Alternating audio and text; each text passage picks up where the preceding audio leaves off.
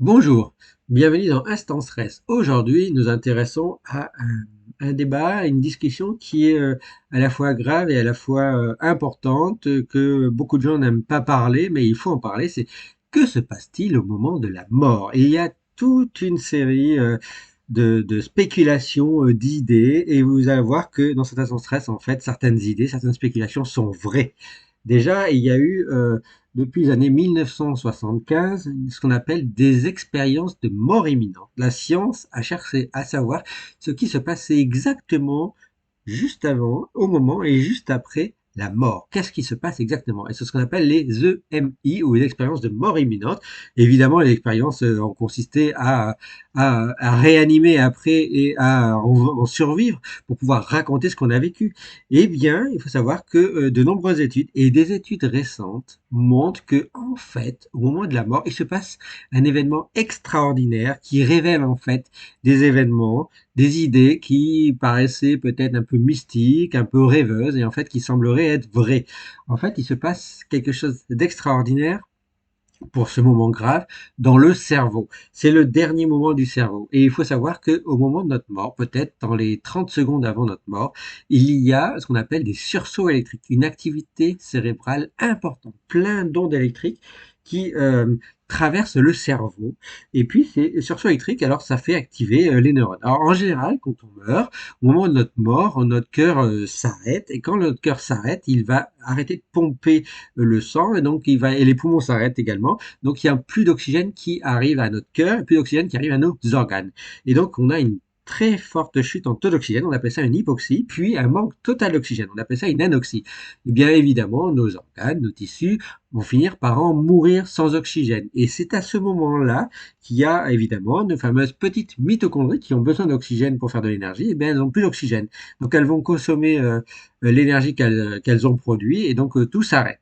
Et donc, il va y avoir aussi la mort de notre énergie, la mort de nos petites mitochondries. Eh bien, il faut savoir que le cerveau, il est en pleine effervescence, en plein sursaut d'ondes électriques juste avant une méga onde. Et là, c'est une nouvelle étude récente par un laboratoire, y compris français, qui a montré ça. Il y a une onde particulière, spécifique, un événement spécifique qui se produit dans le cerveau. On appelle ça l'onde de la mort. C'est une onde, c'est une vague juste après ce qu'on appelle les sursauts électriques, qui sont des ondes gamma, bêta. Il y a ce qu'on appelle une onde, une vague qui traverse tout le cerveau. Et cette vague, en fait, elle éteint tous les neurones. Tout s'arrête. C'est une vague qui éteint tout. C'est un interrupteur qui éteint tout. Cette onde de la mort, on appelle ça une dépolarisation anoxique, en lien au manque d'oxygène. Cette onde traverse le cerveau et le cerveau meurt. Eh bien, il faut savoir que ça traverse tout le cerveau, toutes les régions. Et si on survit, si on est ranimé, donc les personnes qui étaient aux portes de la mort, qui étaient même en train de mourir, qui ont été ranimées, qui étaient même mortes et qui ont été ranimées, et il existe une autre onde qui serait intéressant de bien étudier en science, parce que si on arrive à réactiver cette onde, peut-être on serait capable de mieux réanimer les personnes. On appelle ça, c'est pas l'onde de la mort, c'est l'onde de la réanimation. Il existe une autre vague, une autre onde, l'onde de la réanimation, qui permet d'ensuite de traverser le cerveau avec plein d'ondes électriques et qui permet de réveiller en somme le cerveau et donc de réveiller tous les organes derrière. Donc vous voyez, au moment de la mort, vous avez l'onde de la mort qui existe et puis qui se produit, et puis l'onde de la réanimation si on est réanimé. Si on n'est pas réanimé, si on meurt, l'onde de la mort a tout éteint et on est mort. Et c'est à ce moment-là, probablement, les dernières études montrent que 30 secondes avant la mort, ou quelques secondes avant et quelques secondes après, il se produit avec cette onde de la mort et même ces sursauts électriques juste avant.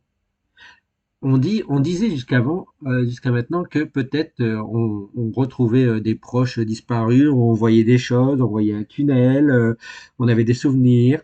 Eh bien, il se trouve que possiblement, il y a une activité cérébrale. Il y a une activité cérébrale en fait qui se produit juste avant la mort, dans les quelques secondes, qui est équivalente à l'activité cérébrale au moment où on rêve la nuit. Donc, il est fortement plausible, il est possible que juste avant notre mort, la vie défile dans notre esprit. Et donc, c'est le dernier cadeau de notre cerveau, c'est de faire défiler toute notre vie juste avant notre mort, dans les 10, 20, 30 dernières secondes, peut-être 10 secondes, on ne sait pas trop, il est fortement possible qu'on voit notre vie défiler tous nos meilleurs moments et ensuite le cerveau s'arrête et l'on meurt. Voilà, maintenant vous en savez un peu plus sur cet événement extraordinaire qui se produit. Vous avez l'onde de la mort et juste avant, un dernier cadeau du cerveau. Probablement, c'est à mieux étudier, mieux expliquer, mieux comprendre, mais les activités cérébrales du cerveau sont équivalentes à celles que l'on a lorsque l'on rêve d'après les dernières études.